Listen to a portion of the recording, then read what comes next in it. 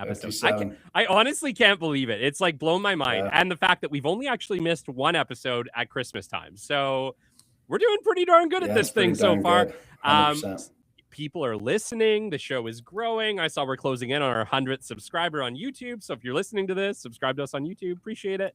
My gosh, yeah, it's been a journey, and it's been a long journey, which I think is maybe a fun little twist into what I think might be a great topic to talk about today, which is the length of time things take. But before we do that, I want to shift on over to my co-host, Vijayan Swaminathan, who has an incredible announcement for his show, Pathfinders.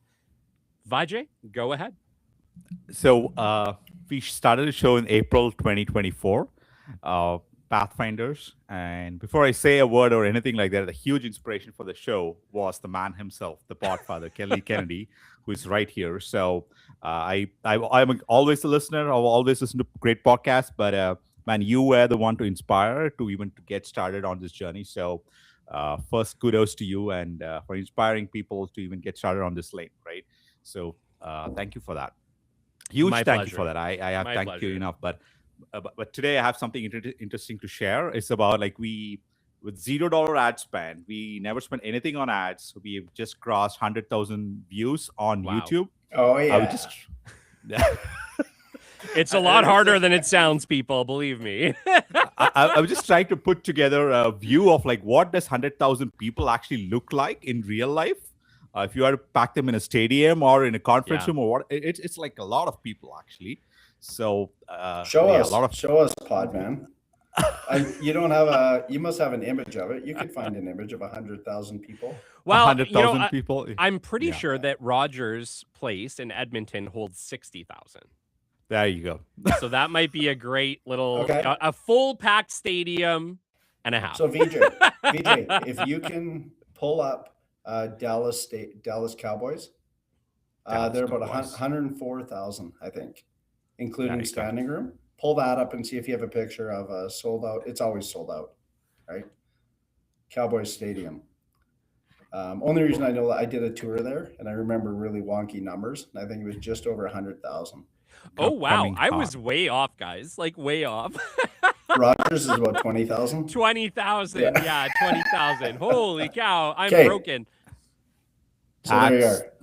Yeah, that's what 100,000 people look like in real life. So yeah. Huge thank you. Wow. For every single person. So if we were worth any views, so thank you so much. This is great. I mean, I have to visit the stadium now. This is incredible. That is pretty incredible. Wow. It is. It's quite the tour. And so, so if you think about it, VJ, just look at all those people, and kudos to you that, you know what, every one of those persons all those peoples out there have downloaded, right? If you just think about it that way, that's amazing. Yeah, it is pretty crazy. Right? Yeah. So now if you can do what the Dallas Stadium did and charge $300 for every one of those downloads, you're in the money. Not there yet, but yeah. So US dollars. US dollars. Yeah. That's like 1,000 Canadian dollars. It will be by next year, I bet. So for sure. Goodness. Well done, VJ.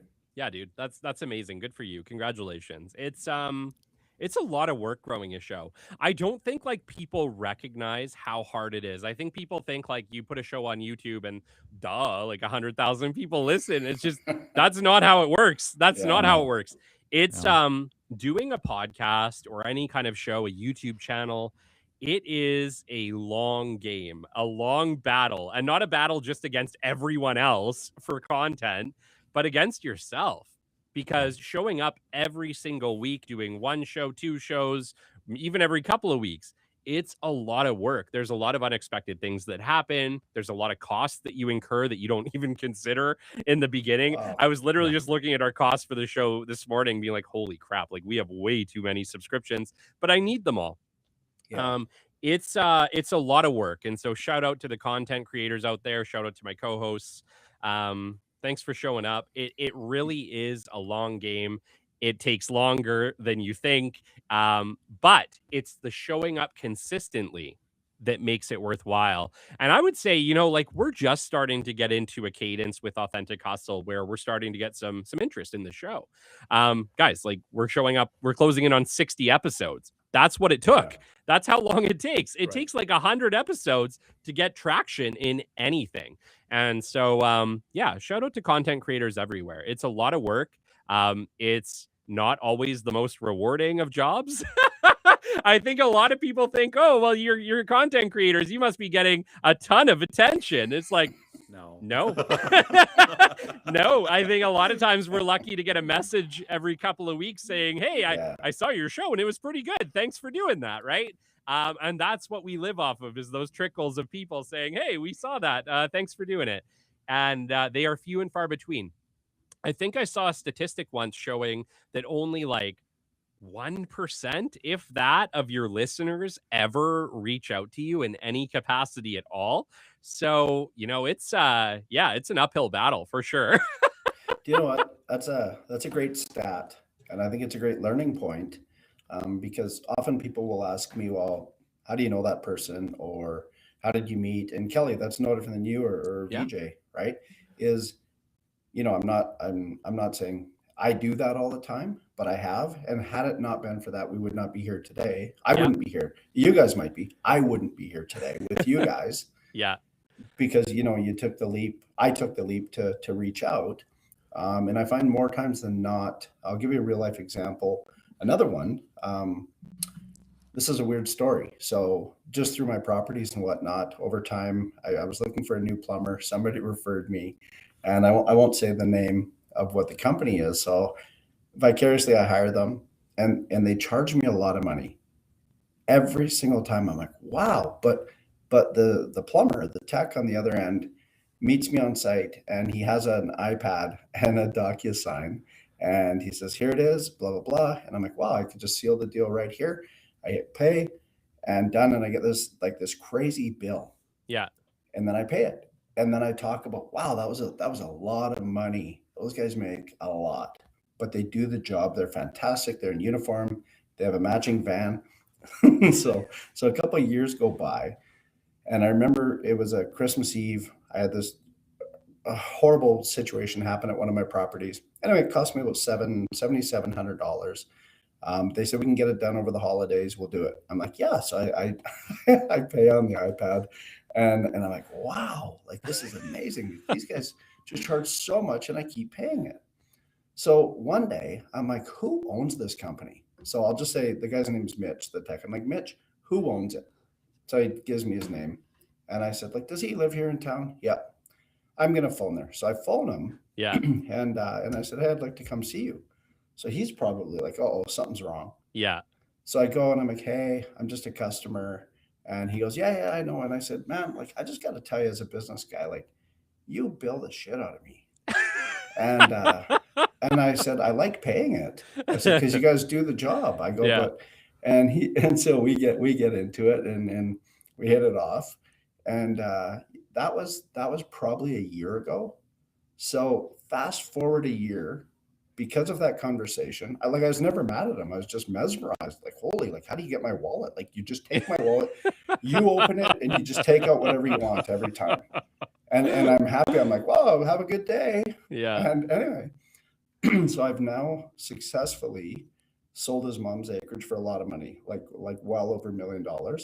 I just wrote an offer for him and I'm just a couple $1 million. Yeah. And you know what? I wasn't trying to find a friend. I wasn't trying to find a client. I was actually just trying to hone in on his business skills because I think they're so good. But because of that, now I've actually kind of become friends with him. Yeah. And now he's a client of mine. Yeah. Right. So the same thing is taking that leap or whatever it is in business or committing, right? It's a little bit of commitment. You got to commit to go do something. And I did it. And now in the end, he's a great client of mine.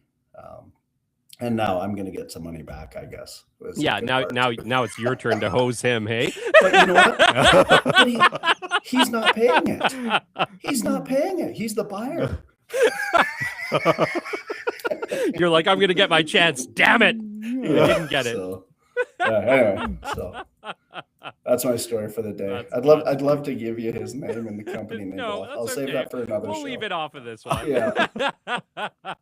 No, that's funny. Yeah, it's yeah, I do have to give you kudos, Colin. Like, you do go out of your way to make connections with people. It's funny though, because actually both of our connections, VJ too, both came from the show, right? Like, this wouldn't have really happened, I don't think, without me starting the BDP, which is interesting. That's right. It's led to both of these relationships, which have become very important in my life. And you'll be surprised, I think, at what comes your way when you're willing to put yourself out there.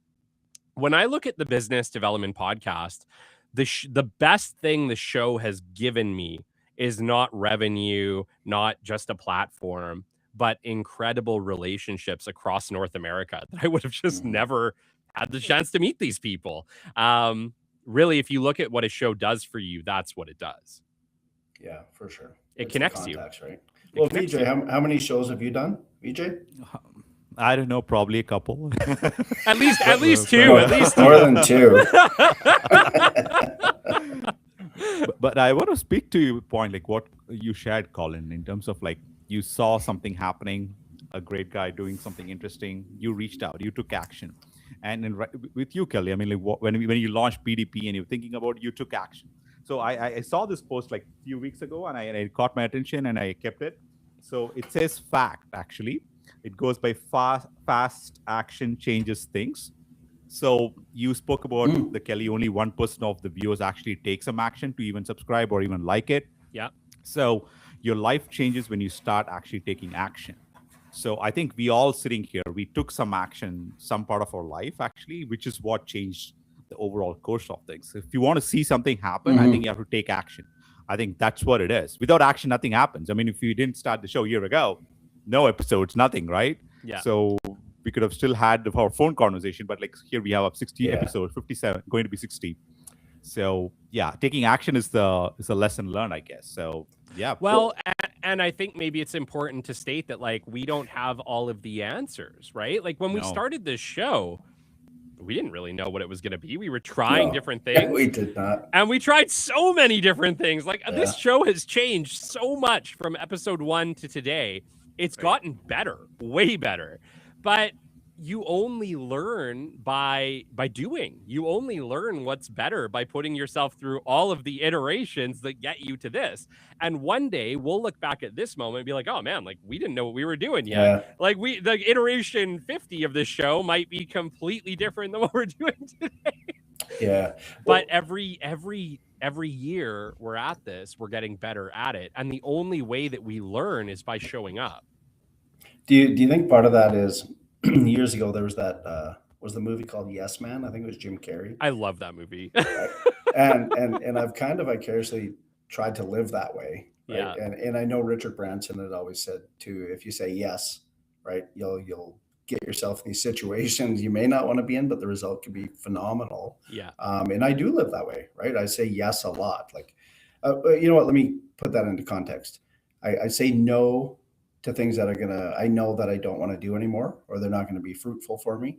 But if it's exciting and out there, I probably will say yes. Mm-hmm. And you end up in situations, right? Kind of like that movie, like yes, yes, yes. And I remember, for context, if somebody wants to know, Richard Branson, I think he was in San Francisco, and I don't even know what they call it, where they sail, like those sailboats, like the speed racing sailboats. Yeah. And they were going by, and he had sponsored something. And then somebody said to him, "Are you the guy that makes the T-shirts and blah blah blah?" And he's like, "Yes." And they're like, "You are?" He's like, "Yes." And then he's like, in his head, he's saying no. And then he's like, "How do we do this?" Right? Yeah. And then however it worked, the story worked itself out, and he ended up being the major sponsor through this because he said yes. Had he never said yes, he wouldn't have done that. Yeah. And then I don't know if I told you the story.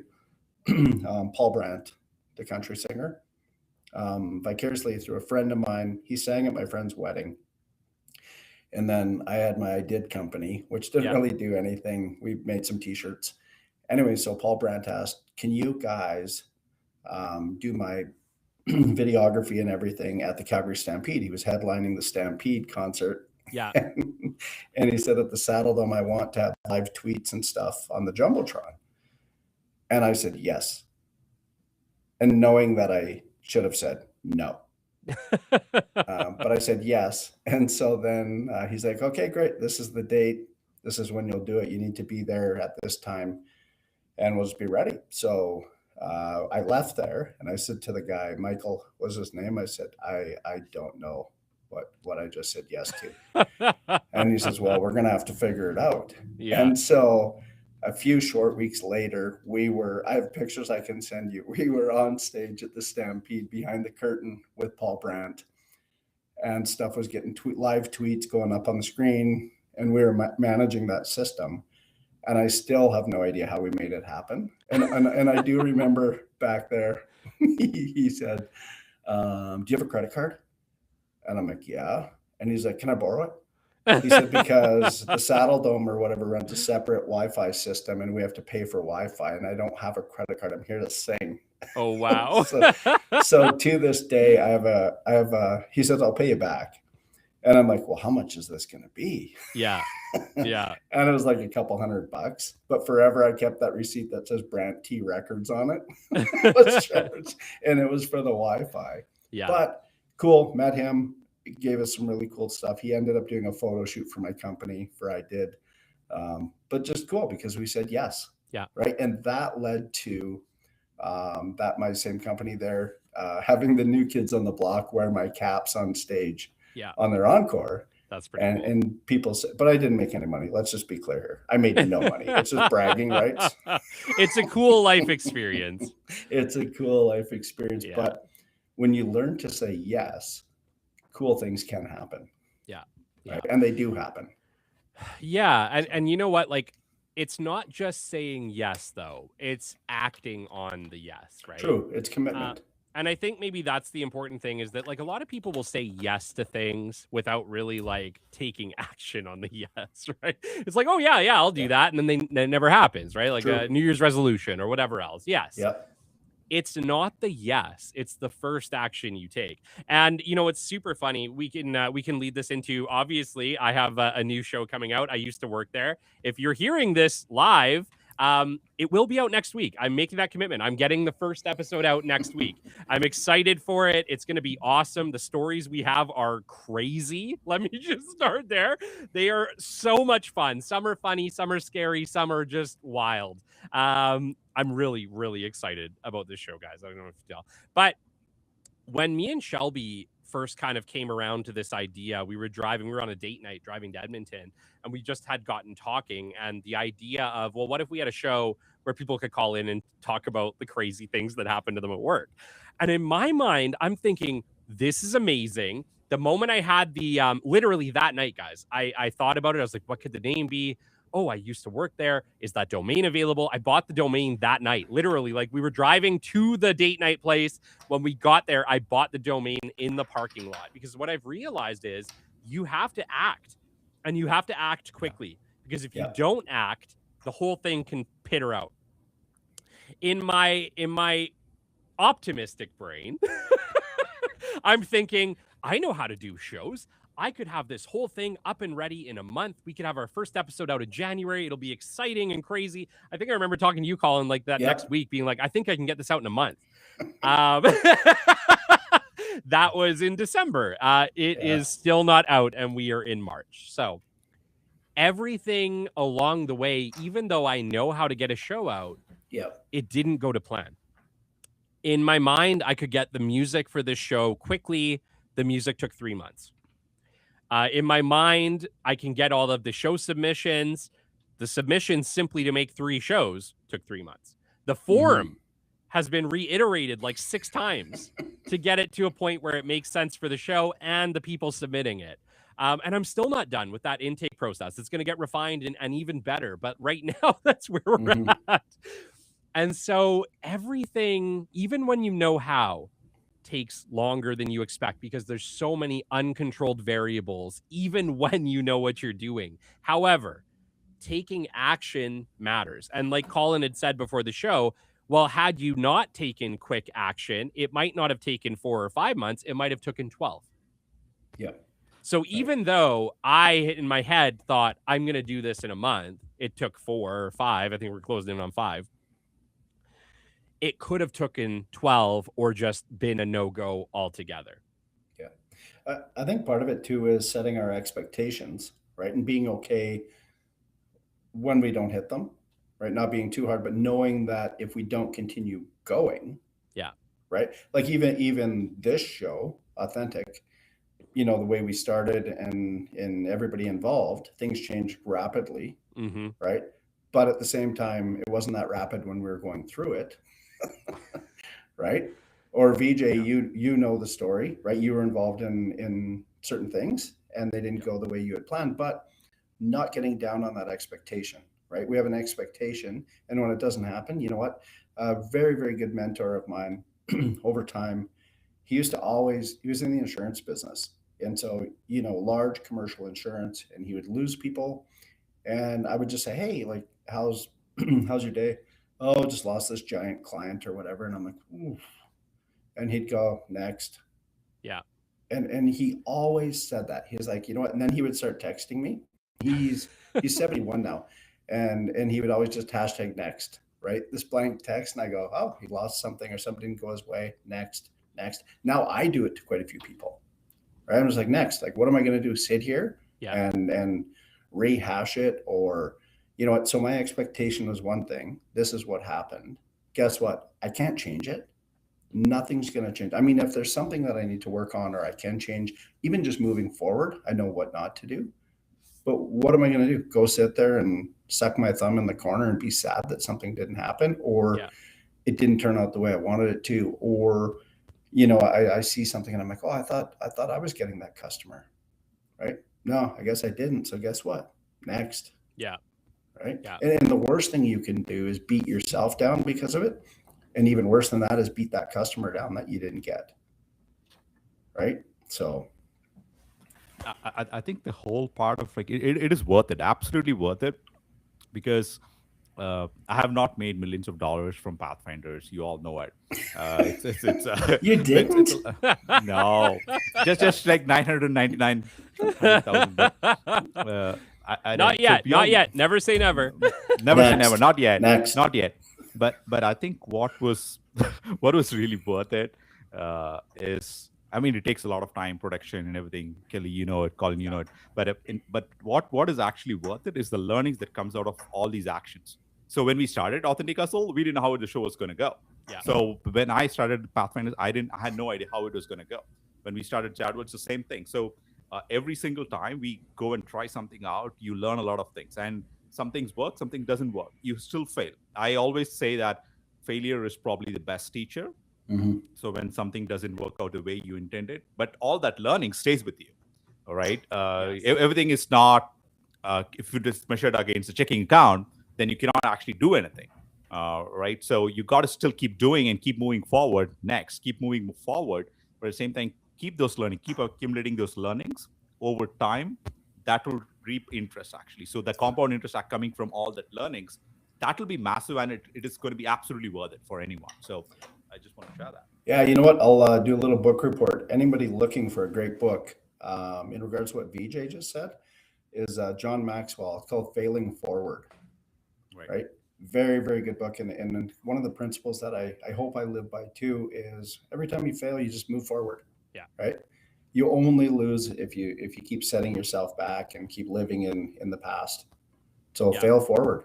Right. Well, and to that point, you only really lose things in life typically when you truly quit.